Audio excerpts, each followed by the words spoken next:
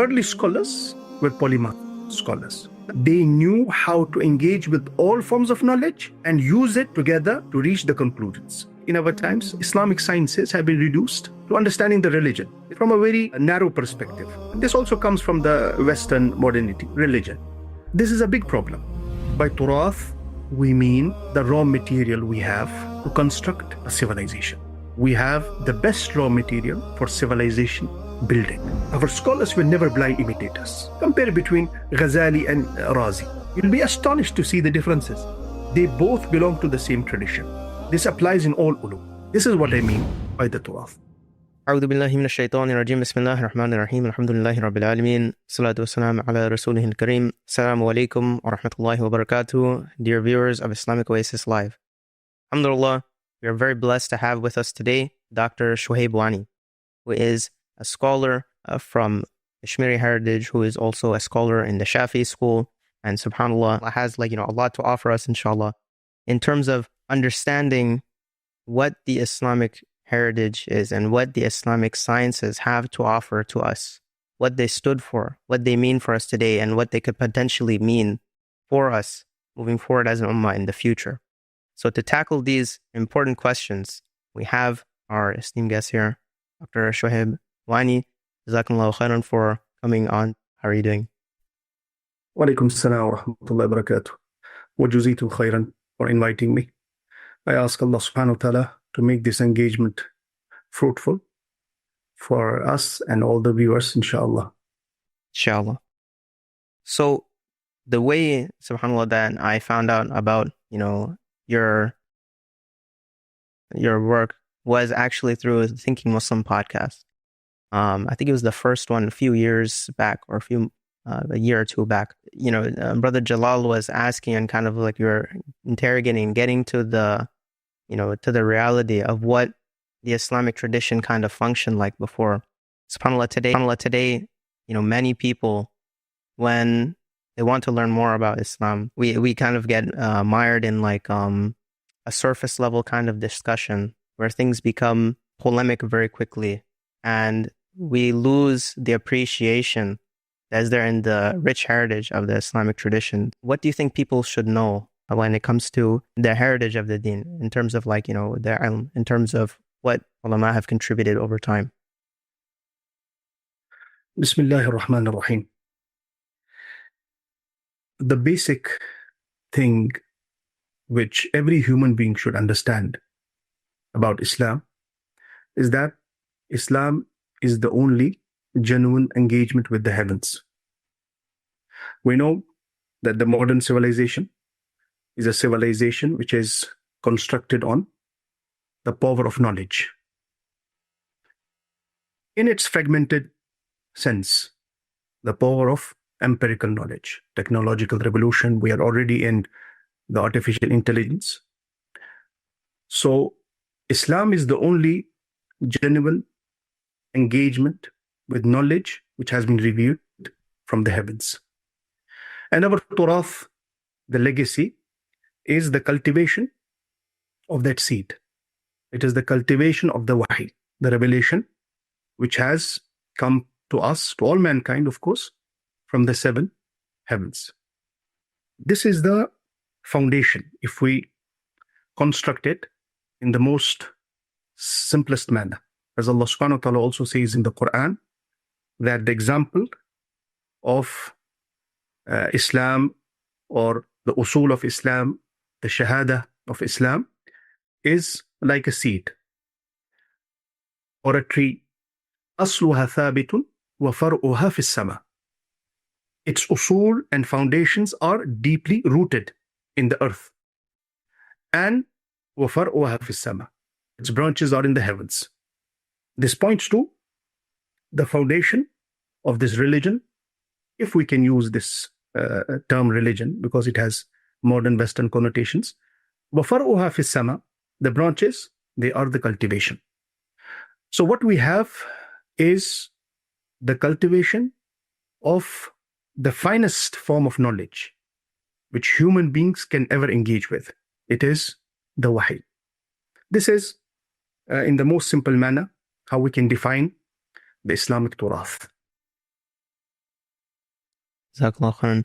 So it's interesting and it's very important that you mention Islam. We use the word easily translated. We easily translate the word deen as religion. However, in English, religion has so much baggage and specific context that word developed and has been used in. You've defined Islam as a worldview. That deen would be a better, translation.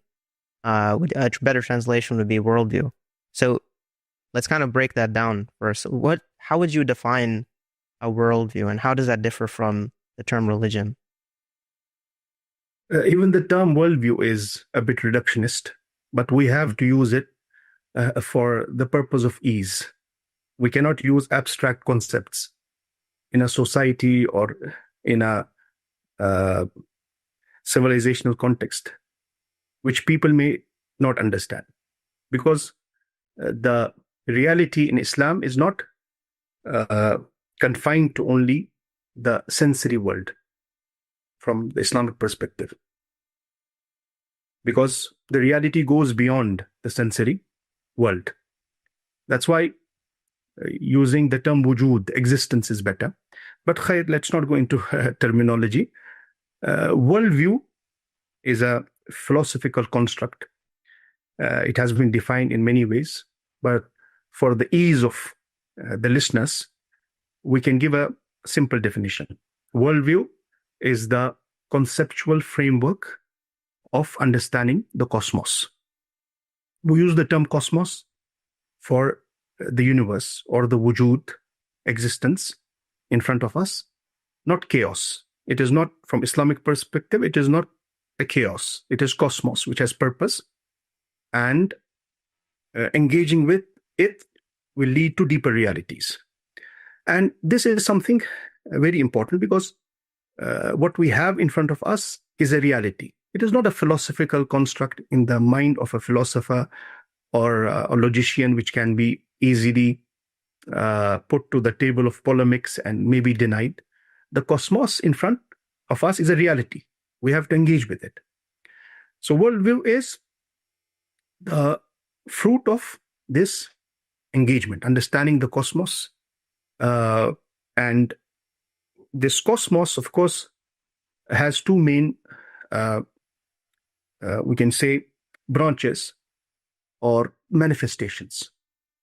Al-Alam al-Kabir and Al-Alam al-Saghir. Al-Alam al-Kabir is the macrocosmos, which is everything other than human being. And the human being is the microcosmos, because all realities of this cosmos and wujud and existence are present in the human being.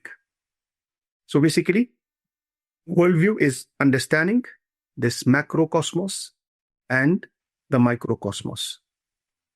And here we have the social sciences in particular, because natural sciences are funun. They can be defined as funun because they are purely empirical, based on facts. The real knowledge is social sciences. So social sciences deal with human being, his behavior in the society, so on and so forth. This is how we can define the worldview in a very simple manner. Otherwise, as I said, there are more nuances to it. There are philosophical connotations. In fact, there is discussion about the existence of worldview itself. Does the modern West have a worldview or not? Because worldview is something fixed. Worldview as a concept is the principles which will define our engagement with this reality. So it's fixed. And we know about the modern Western civilizational construct. You can call it Western modernity, postmodernity, and other philosophical engagements. It is never fixed. And this is from the basic principles of the West. So something which is evolving every moment, and the civilization takes pride in that evolution. How can it have a worldview, which are fixed principles? So there is discussion, but let's not go into that. It will be a too abstract and slippery ground for the common viewers and audience. Jazakallah khair.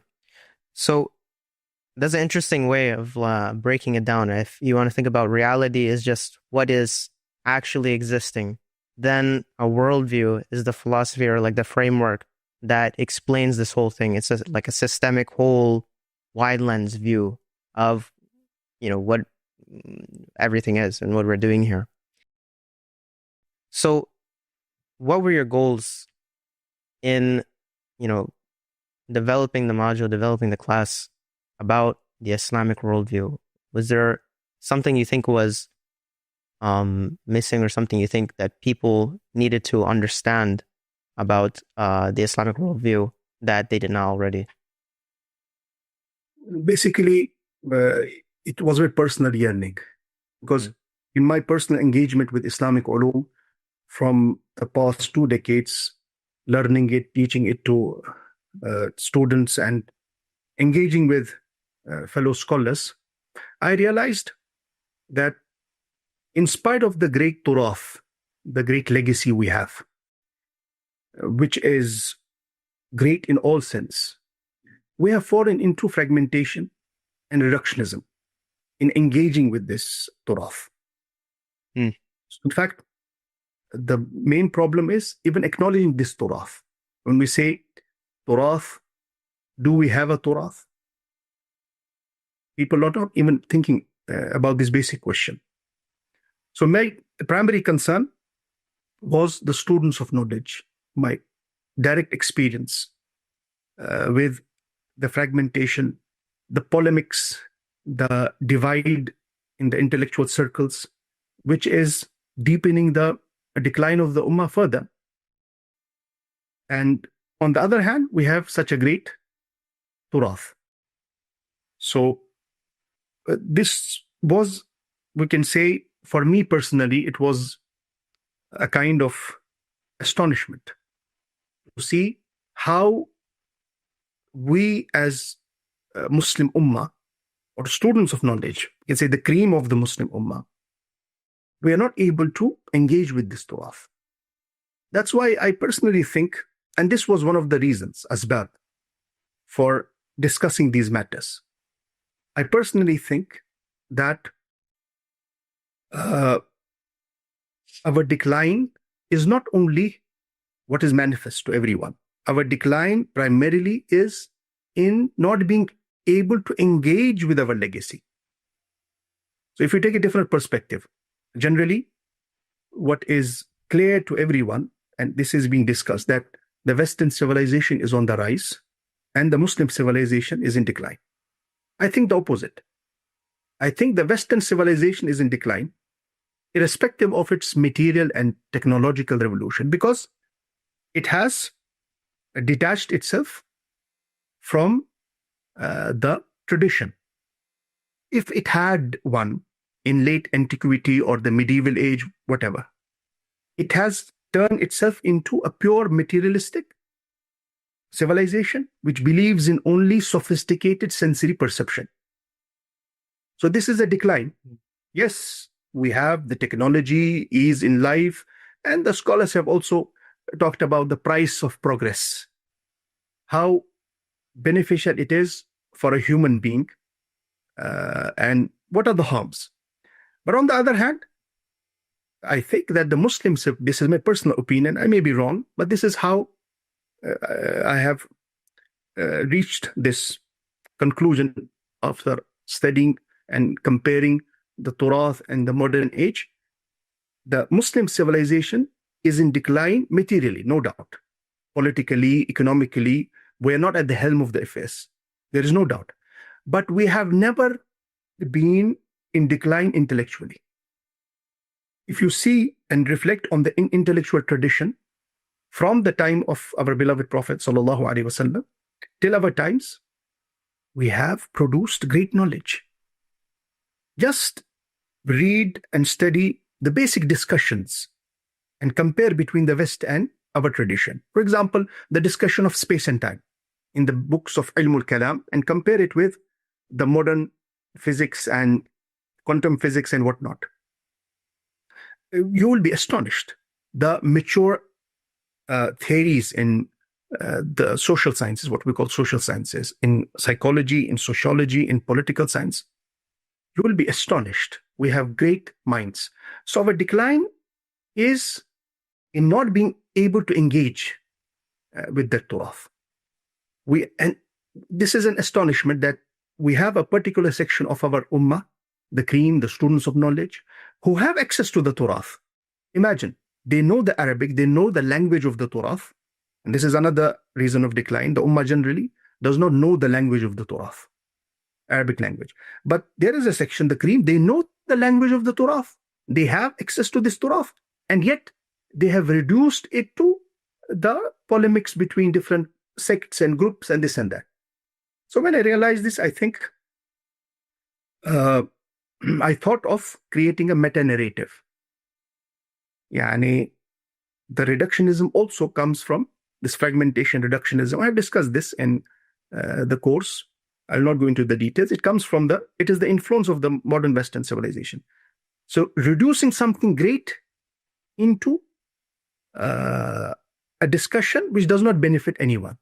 So I thought of at least opening the minds of students of knowledge. Taking this Turath with its discussions, and that's why I have said many times in this course that my purpose is not to teach the Western perspective. The West is only for comparison. I'm doing comparisons in order to give the context. So the purpose was to show them the reality of this Turath, the greatness of this Turath, open the canvas a bit. That's why I have said this many times. The purpose of this course and ilmi engagement is not to give solutions. If we had solutions, we would already be doing good.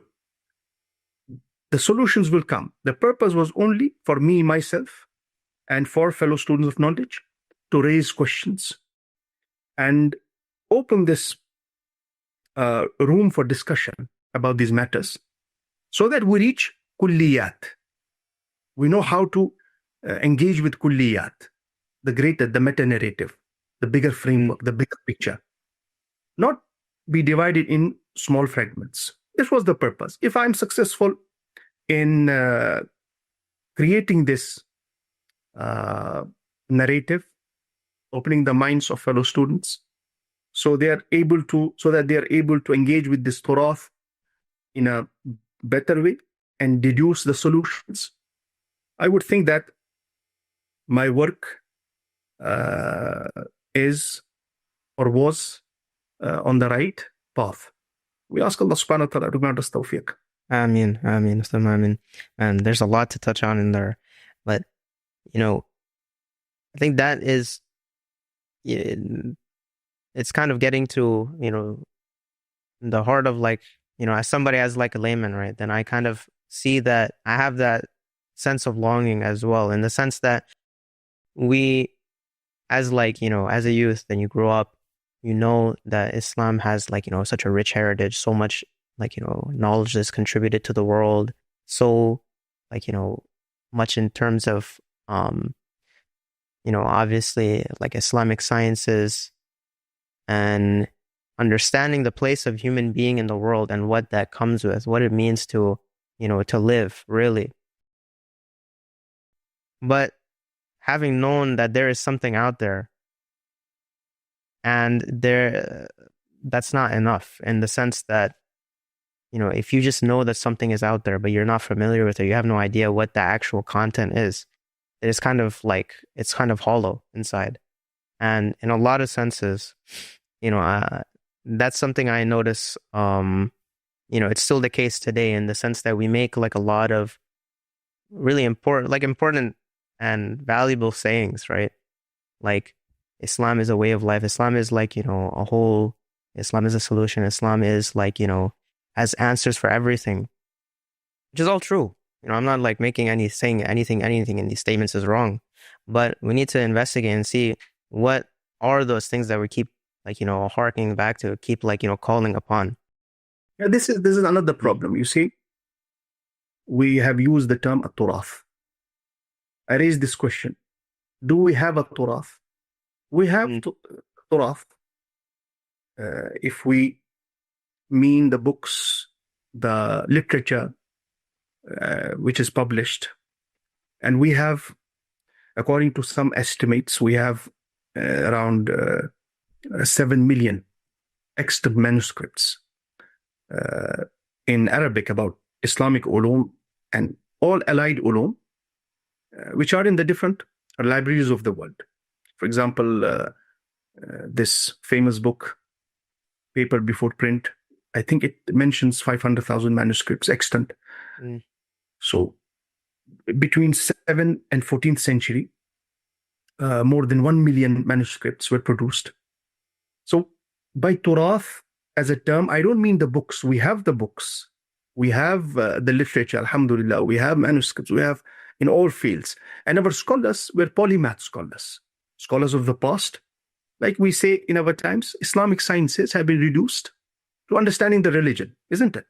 From a very narrow perspective. And this also comes from the Western modernity, religion. Ulum al-Quran, ulum al-Hadith, ulum al-Fiqh. This is religion. This is a big problem. By Turath, we mean the raw material we have to construct a civilization. We have the best raw material, and it will always remain the best for civilization building. This is what I mean by the Turath. But if you have the raw material, you don't have the best engineers. You don't have the best people who can design this civilization. The raw material only will not benefit, isn't it? And the early scholars were polymath scholars. That's why I have said this many times, and I don't know how many people were able to understand. This concept of specialization is also Western. Specialization, as it is used in modern knowledge framework. We had, for example, take the example of Al-Allama Ibn Nafis, the famous physician, this from our Turath, from our legacy, who discovered the circulation of the blood. It's very famous. We tell this to our children, isn't it? Ibn Nafis.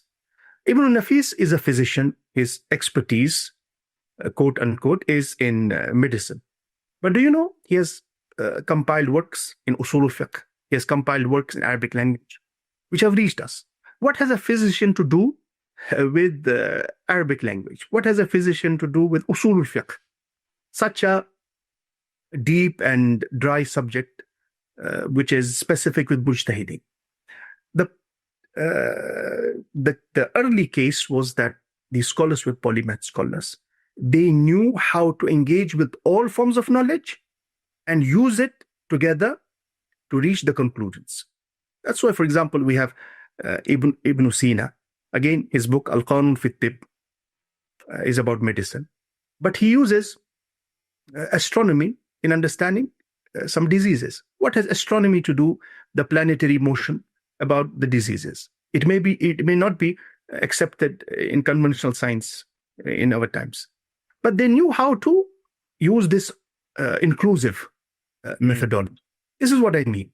That's why Islamic sciences, ulum al-Islam, again, even the term sciences is wrong, because ilm has been translated as science. This is another problem. Empirical science is a branch of ilm. It is a valid branch of ilm. We don't deny it. We say that it must be cherished, it must be developed. But ilm is not science. Ilm is of many types. The principles and methods which are applied in empirical sciences, they may not be valid for psychology, they may not be valid for sociology, they may not be valid to understand history. But khair, we need a revolution in our thinking patterns, beginning from the terminology to the application and methodologies adopted in these sciences. What I was saying is, Islamic sciences are not ulum to understand and interpret the text and religion only.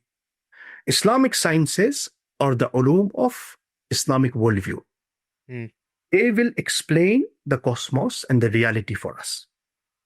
So we should study and learn Islamic ulum from this perspective. How can we utilize these ulum in understanding the human being, his psychology, his behavior, the community, when human being forms communities, the political aspect of this, or the realm of this reality, so on and so forth.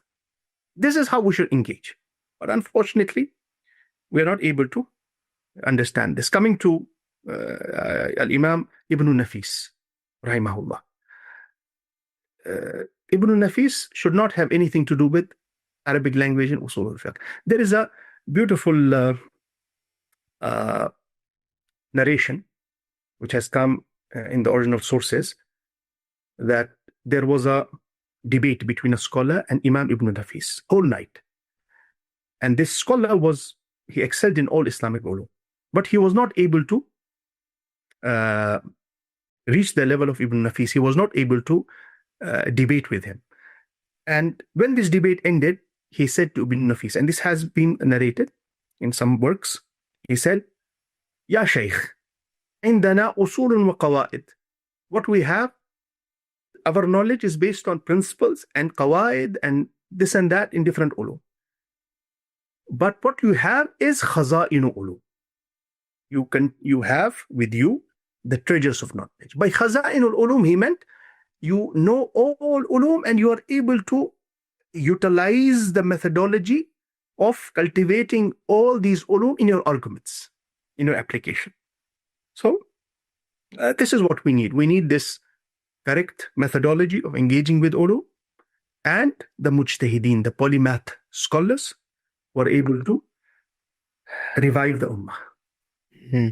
There was a interesting book that came out, in Western academia, where it's called Rediscovering the Islamic Classics. I forgot who the author was, but he was talking about how, in the 20th century and even till today, people are rediscovering a lot of ways this Turath, in the terms of the actual books, the manuscripts, and the vast amount of literature that was produced over hundreds of years on all these important topics of philosophy, of aqidah, of sharia, of so many different things. And the unique thing, of course, about these is it's not in the modern or postmodern type of episteme that they're functioning in, right? Where today, a scientist, he doesn't care about philosophy at all, right?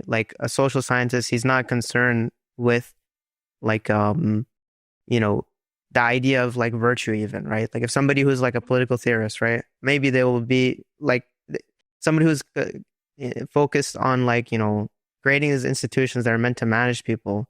They're in a lot of senses abstract, it's so abstracted, even though it's kind of it's a concrete thing that they're building, an institution, right?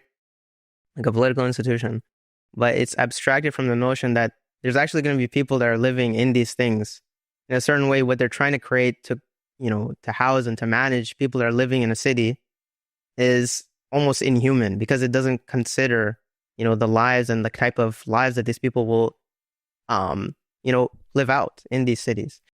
So in the Muslim world, that the sense of the ulum, they're supposed to be integrated, because what these ulum are doing is they're observing the actual reality, the actual wujud, which is very multifaceted, right? So that book, it was very interesting in that it showed and it detailed how much the scholarship was missing even from the Muslim world. Go ahead. Yeah. Sorry to interrupt you. This is true because what we have is unique. Our epistemology is more vast and unique than the Western epistemology. Western epistemology, at least what it has become now, focuses on only sensory perception. Or we can say goes beyond sensory perception, moves to sophisticated sensory perception. Our epistemology is completely different. The main definitive source of our epistemology is wahi, revelation. And the extensions of revelation, we have ilham, we have kashf, we have even the dreams. Dreams have epistemological value in our legacy. That's why I said in the beginning, what we have is the greatest. We have the knowledge which has come from the seven heavens. And the scholarly tradition is all about istithmar of that of wahi, nothing else. It is the cultivation of that knowledge. That's why we will always have the best on the table. But it depends on people being able to engage with it properly. You've mentioned that, like, the Ummah is in state of decline. If you look at any places in the Muslim world, seems like almost like painfully obvious. But like the sciences themselves, or like, the ulum themselves, they are like almost bursting with potential. So do you see the revival of, the ulum, of the Islamic, like science of Islamic knowledge, as linked to the revival of Islam and in the Muslim world, like in a civilizational level, at a political level? Some may say, like, we have, this is, I think, one of the maybe short-sighted statements of some, like, of the brothers that are like, the people, mashallah, they're very passionate, but they fail to see, how the civilizational and political material, like thriving of the Ummah, is connected to understanding and imagination that grows from understanding the, like, understanding the ulum. So do you think that these are related? What can they offer to us in that civilizational aspect, in the material aspect? This is what we have to do. We have to lift ourselves above the narrow fragmentations. Political revival of the Ummah, social revival of the Ummah, economic revival of the Ummah. It is a reality, and inshallah it will also come. We are not denying these areas, but we have to look at the bigger picture. We have to create a meta-narrative. Islam in the past was not only politically dominant or socially dominant. It was dominant as a civilization. Civilization does not only mean politics or social aspect or economic aspect or technological aspect. Civilizational discourse is far greater than that. And I think it requires institutions, intellectual institutions. We must institutionalize this meta-narrative so that we are able to produce thinkers in the Ummah. Again, we will rise, but if we don't have anyone to engage with this raw material and create a civilization out of that, we will fail again and again, like what is happening in the past century. It's in front of us. We have to introspect. Yani, we cannot live in fool's paradise. We have many great movements which have tried their best to create at least a social structure based on Islam. But have we been successful? We are successful on the personal level. Allah subhanahu wa ta'ala is seeing our niyyah and sincerity. But what are the results? We must introspect. Where are the mistakes? So the decline is intellectual decline. The rise is the rise of knowledge. Everything else is manifestation. That's why we should not deal with these matters in a very reductionist manner, as I said. For example, Al-Imam al-Mahdi. Imam al-Mahdi, I said in the podcast also, will represent the Ummah, which is ready for Al-Imam al-Mahdi. He will not come as a shock to the Ummah which is sleeping and in decline, and suddenly Imam Mahdi comes and wakes this Ummah up. So we will reach these levels. We must take the correct steps. As I said, institutionalizing knowledge, creating these meta-narratives, teaching. This is at least we can do, because we don't represent the West. We are not, as ulama, students of knowledge, those who are engaging with Islamic ulum. Our first and foremost duty is not to teach Western ulum. We are not claiming that. the best thing we have, the legacy we represent, this is our first duty to take it to the next generations in a manner which develops them. So, institutionalizing this knowledge, creating thinkers, and having something on the table which we can present to the humanity. The theories. Tanzir, it's called in Arabic. The theories in all ulum which are based on Islam and Islamic worldview. If we succeed in that, we have everything ready for the civilization. And this is a natural progression. As Allah subhanahu wa ta'ala says in the Quran, تِلْكَ الْأَيَّامُ نُدَاوِلُهَا بَيْنَ النَّاسِ. These ayyam, natural progression in thought and practice, it reaches its conclusion if the circumstances are right, the raw material is there, the engagement is correct, the methodology adopted is on the right path, it will always lead to civilization building. So if it is not taking us there, we must introspect, we must see the mistakes, we must reflect on the hurdles so that we can correct ourselves. This is what I think. But of course, the detailed work plan is something different. It will require the same mind sitting together, were able to engage and think, creating a work plan at the ummatic level is not a cup of tea for everyone. But if we are at least able to initiate this type of thinking, this will be the best contribution, in my humble opinion. I definitely, that would be amazing, if more people had access and to understanding and roads to understanding, the valuable insights and knowledge that has been cultivated by this ummah over hundreds of years. However, another thing that kind of comes to mind is, does there need to be, or can there be a group of people that are, probably proper ulama who have studied the science, who have studied the ilm, and they're the traditionally trained ulama. Today, can there be a group of people that, maybe they're not proper ulama, but they have a good understanding of the Islamic ulum. Today we have it's a kind of new phenomenon, right? That you have so many people that are literate and educated, maybe in Western sense of the world, that is a global phenomenon that has never occurred in the kind of history. This, as to my knowledge, right? People go to schooling from kindergarten to 8th grade, high school, college, and they're learning for obviously professional reason, right? To get some certification that can help them get a nice job.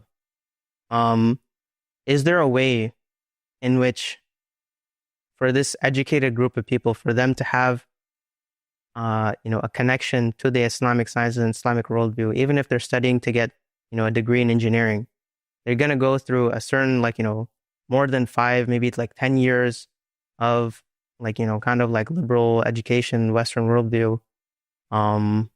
It's all stemming from that type of episteme, right? So when they exit the schooling, they enter the workforce, they become professional, they raise families, etc. They view that way of looking at the world as normative. How do we address this problem? Yes, the secret lies in cultivating and constructing a methodology of tarbiyah for this section of the society. And in fact, it is the next generation. It is the cream of this ummah.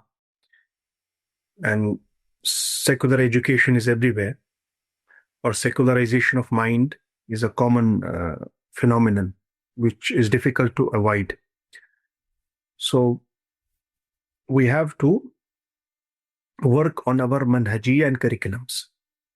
I think we have that potential in the ummah in the form of scholars who have this understanding of the Turath. And again, rephrasing it and re-emphasizing the importance of correcting our manhajiyya.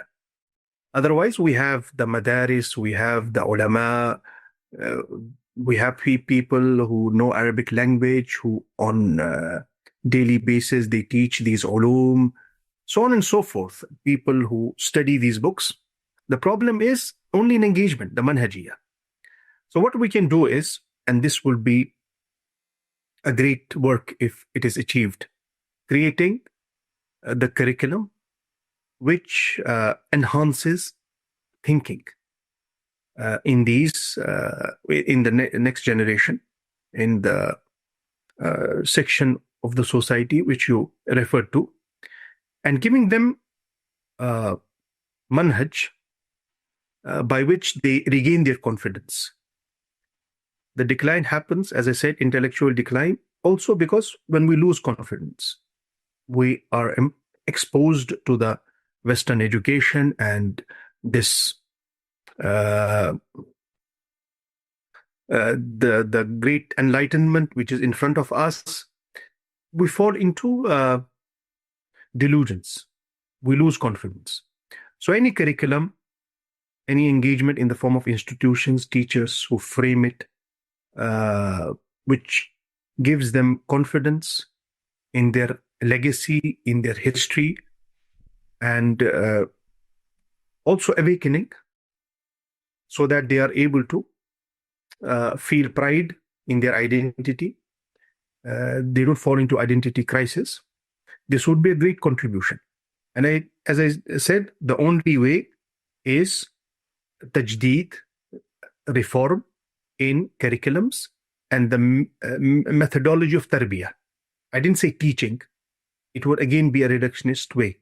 In tarbiyah, overall training, the methods of ta'deeb, as some contemporary Muslim scholars have used the term ta'deeb for education. They say using ta'aleem is a reductionist. Ta'deeb is better because it's a holistic and all-inclusive term. If we are able to do it, and we engage scholars who help us in framing this curriculum and methodology, and by curriculum, I don't only mean the books. Again, this is a topic in itself. The texts, methodology of teaching, personality development, mentorship, all inclusive. And if we are able to achieve it, it will be great contribution. I'm not saying that nothing is happening. Alhamdulillah, a lot is happening. Everyone is dedicating his or her efforts. Those who are serious about their religion and they understand. But much needs to be done. We have the texts which are being taught. We have the Arabic. We have all ulum. But what we lack is correct engagement. So the key word is tarbiyah and tajdeed in curriculum and methodology of tarbiyah. That's interesting that you're saying it's like we have, a lot of value in, like a lot of like the curriculums perhaps being done in like being upheld that have been taught for, decades in madaris and darul ulooms, but the kernel of the knowledge that's there maybe is being used. It could be used in a more productive way. I mean, for the depth of like ulama, like I'm just speaking of like kind of what I hear, like Imam Subki, Imam Ibn Taymiyyah, Al-Iji, etc.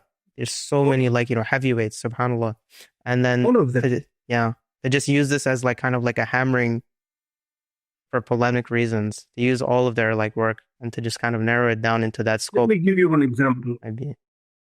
For example, the famous discussion of sifat, attributes of God,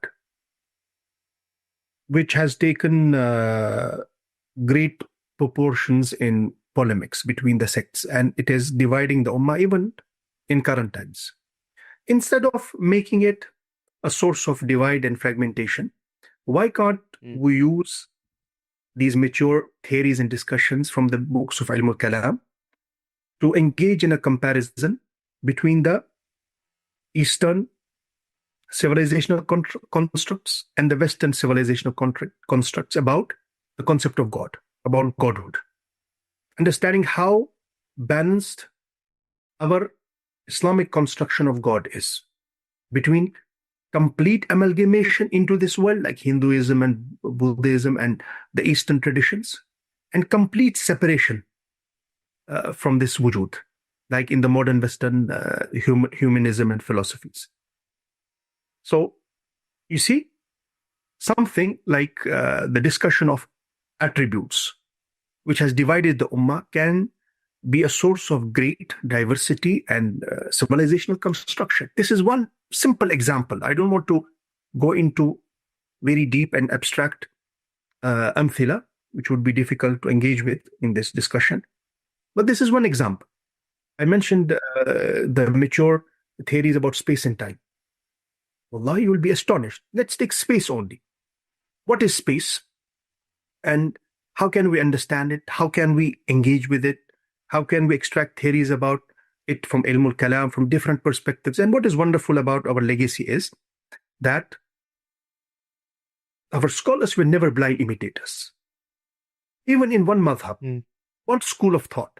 Let's take a Kalami school of thought. Any, you could give example, like the Ash'ari school of thought in ilm al-kalam. Compare between Ghazali and Razi. You'll be astonished to see the differences. They both belong to the same tradition. This applies in all ulum. We have the great diversity even in one school of thought. Every scholar in himself is a school of thought. So this is what we can do. This is what we should do in fact. And Jazakallah khairan, that's a perfect, like, so it's kind of like, it's like a intellectual, like judo. You take all of this weight that you have and you just redirect it into something which is actually productive. SubhanAllah. It also needs al-jur'ah, intellectual jur'ah, intellectual chivalry. We should not be afraid of engaging with schools of thought. As it has become a norm in our times, that we think that engaging and studying some particular schools of thought and opinions in the books may destroy my iman. This is not true. Engaging with, if you know how to engage, of course, we are talking at the intellectual level. This is not open for common masses. But if we know the rules of engagement, inshallah, we can cherish the diversity. We don't need to see khawf, fear on the intellectual plane is harmful. We have to show jur'ah. And in fact, this term, which is the foundation of intellectual activity in Islam, or it is used for it, al-ijtihad. Ijtihad means jur'ah. Ijtihad means intellectual chivalry. When you're not afraid of engaging, you're not afraid of entering into alien intellectual planes and understanding what has happened. Otherwise, we would never have this genre of literature in our Aqidah, which is known as Al-Milal wal-Nihal. Why did early scholars compile the diversity between the Muslim sects? And sometimes even the titles are intriguing. Like, for example, we have this famous source of understanding this diversity by Al-Imam Abu al-Hasan al-Ash'ari, who is also propounder of a very basic and famous school in Ilm al-Kalam, the Ash'ari school. His book, Maqalat al-Islamiyyin, narratives of Islamiyyin. This is the polemics between the Muslim sects. Islamiyyin, they are all Muslims. And of course, then we have this discussion about the term Ahlus Sunnah wal Jama'ah and all these matters which were used to divide the Ummah. We are not negating the constructs. The point is, if everything was useless, or maybe you can say it was against the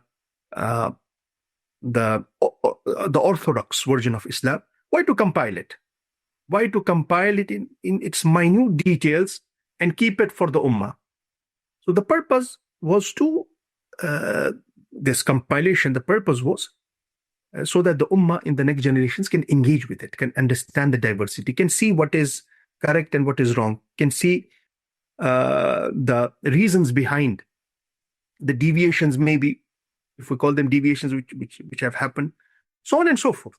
This is what all great polymaths, whom we call mujaddidun, or those who have taken this path of revival, this is what they do. They engage with all this knowledge and reach a conclusion. And then we can have people who disagree with those conclusions, and this path of knowledge moves on. So I think this is what is lacking in our times. Al-Jur'ah is very important. That's, see, subhanallah, the scholars who are munsif, and I know many, but you can count them on fingers. They are not who are not necessarily in a particular school of thought framework. They respect all schools of thought. They study. They try to engage. You will not see them very famous. You will not see them being promoted, because due to the fragmentation of the ummah, yeah, either you are a Salafi, or you are a Sufi, or you are a Hanafi, you are in subcontinent context, you are a Deobandi or a Barelvi or something. And every Jama'ah has its scholars. If you are in that framework, you're famous in that Jama'ah between the common masses. They have their setup. So a scholar who wants to create the meta-narrative, raise himself above by understanding them all, taking them all on board, and cultivating this diversity, giving something beneficial for the ummah, of course, at this juncture, at this level of the ummah, he will not be celebrated. But this needs jur'ah. Lifting yourself above these small compartments needs jur'ah, without negating them, without rejecting their importance, without rejecting their contribution in maintaining the religious fabric in the common masses. But when you lift yourself up, it needs jur'ah. So jur'ah is very important, in my opinion. SubhanAllah. So do you have any advice for those that maybe they're interested in da'wah, they're interested in, understanding, increasing their own understanding of Islam? They have the sense that, in order for our communities, for our civilization to grow more, we need to engage with the ilm, but they're not coming from maybe a traditional studied background, traditional Darul Ulooms. What kind of advice would you give to these brothers or sisters? My advice is to connect with the scholars who have this framework in their method, and they carry this manhajiyah. They may be few, they may not be famous, they may not be at hand, but if you have genuine yearning, you will find them. I will not advise anyone to do this himself. What I said here is a civilizational yearning, is for students of knowledge and scholars who have this yearning and want to change the ummah. But a common Muslim, and this will include even people who are experts in their fields, but they don't have rooted knowledge in Islamic ulum, they must consult the scholars who have this, who carry this manhajiyah, so that they can distill for them. The process of distillation is important, as we have tried to do in Islamic worldview. In Islamic worldview, I have not said everything which I have compiled with me. I have tried to distill it. So the process of distillation is important, so that we don't create intellectual chaos in their minds. See, subhanAllah, what we have is good. We want to lift them so that they can appreciate the Turath, they can benefit from it in the best possible manner. But at the same time, we don't want to create chaos and doubts in their minds. That's why I said we have to connect with the scholars. In fact, if you see ilm is, if we use the Kalami terminology, ilm is arad. Like colors. Colors, they don't have their existence of own. Color will exist in a context. This is a blue wall, that is a red pen, isn't it? So ilm in the books, ilm on a device is not the real knowledge. The real ilm is which manifests in the personality of a human being, which becomes personality of a human being. That's why it's arad. Ilm is not jawhar. We need these personalities in the Ummah. We need the next generation, particularly the educated class, as you said, and everyone is educated now these days, or this professional class, to have this understanding of Islam so that they carry it with them to their families, to their dhurriya, to their generations. And the best fruit which we can have is, even if we don't become da'is, or we may not be able to serve Islam as is required, at least if we are able to maintain our iman and the confidence which has been shattered in our times because of the dominant civilization or its manifestations, this would be a great contribution.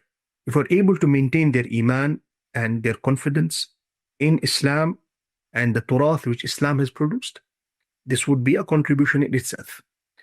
So I think let's move beyond the motivational content and the knowledge which is superficial or reductionist. It may be good as motivation, but it is creating emotional thinking in the Ummah. We need intellectual thinking. Emotional thinking will not help us. Emotional thinking will not help Gaza. Emotional thinking will not help the qadaya of the Ummah. Emotional thinking will not lift us as an Ummah. Maintaining the emotions is important, but we need intellectual thinking. And it requires hard work. It requires patience. It requires a time frame also. It requires the contribution, first and foremost, of those who are very near to the Turath. And we cannot expect from people who are educated in the worldly sciences, again, if we can have this classification, to contribute, to be in the forefront. Those who are near to this Torah, those who represent this Torah, the du'at, the ulama, the scholars, they must be at the forefront of this civilizational hierarchy so that they have something to contribute. This is what I think. Of course, many ideas may look abstract in this discussion, but we can, the cultivation or the contextualization of these ideas, of course it requires institutions and it requires lengthy discussions about each ilm and how to engage. This is a different engagement altogether. Now, SubhanAllah, I have so many different questions here about the ulum of Islam, about governance, about different advice, but SubhanAllah, I think we have to cut it off here just in the interest of time. Jazakallah khairan, Dr. Shuayb Wani, for taking out the time and sharing these valuable advice, valuable gems for us. Inshallah, this will open up a space, much needed space for, that redirection of energy towards, constructive practices, something more productive for us to raise our levels of awareness of, really what has been passed down to us by the efforts of those who strive in Allah subhanahu wa ta'ala's way with the pen, with their mujahada. And this is something, inshallah, which can really raise us if we choose to pick it up. Jazakallah khairan, Shaykh. And for all of you that are tuning in, watching, please be sure to subscribe, to like the video. Please leave a comment. If you brought up some ideas or questions for yourself, please feel free to leave them below. We're going to be watching those. And Jazakallahu khairan. We'll see you next time on Islamic Oasis. Assalamu alaikum wa rahmatullah.